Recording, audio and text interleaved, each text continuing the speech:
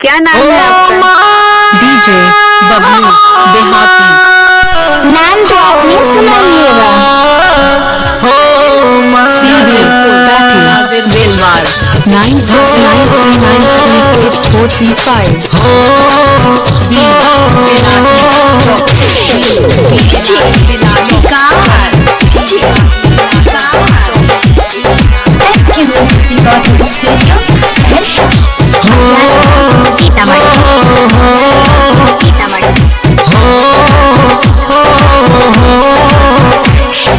दिल न दुखाना मत न दुखाना,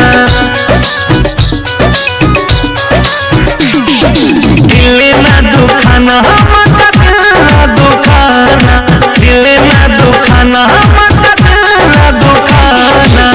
माँ की ममता को, माँ की ममता को कभी न भुलाना। दिल न दुखाना मत न दुखाना, दिल न दुखाना मत न दुखाना। डीजे बबलू देहाती। नाम तो आपने सुना ही होगा। सीधी बैटी बेलवार 9693938435। नाजिरपुर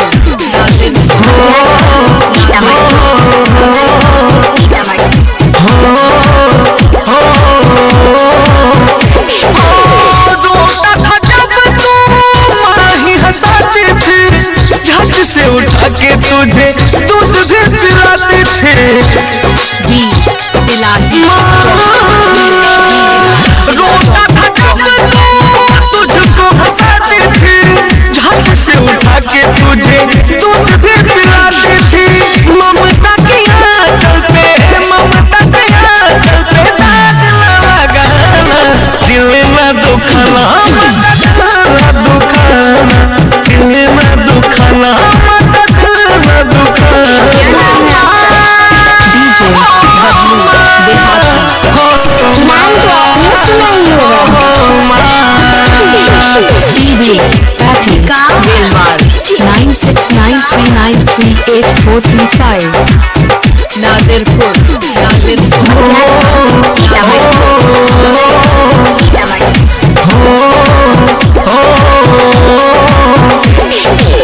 हरदम सके तुझे सीने से लगाया है, खून से सींचा तुझको दुनिया दिखाया है। माई रे, हरदम सके तुझे सीने से लगाया है, खून से सींचा तुझको दुनिया दिखाया है। खून के आंसू कभी, खून के आंसू कभी ना कोला रुलाना। दिल न दुखाना मत न दुखाना, दिल न दुखाना मत न दुखाना।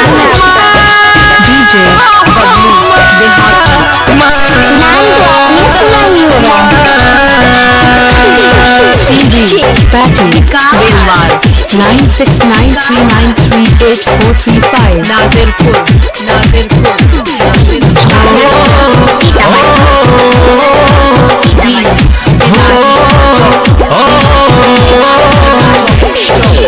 राहुल बताए सुने माँ की महानता, खुदा से भी ऊपर माँ है, क्यों नहीं तू मानता।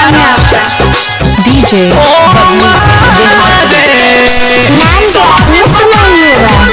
माँ की महानता, सीधी खुदा से भी बैटी ऊपर माँ बेलवार है, क्यों नहीं तू मानता। 9693938435। नाजिरपुर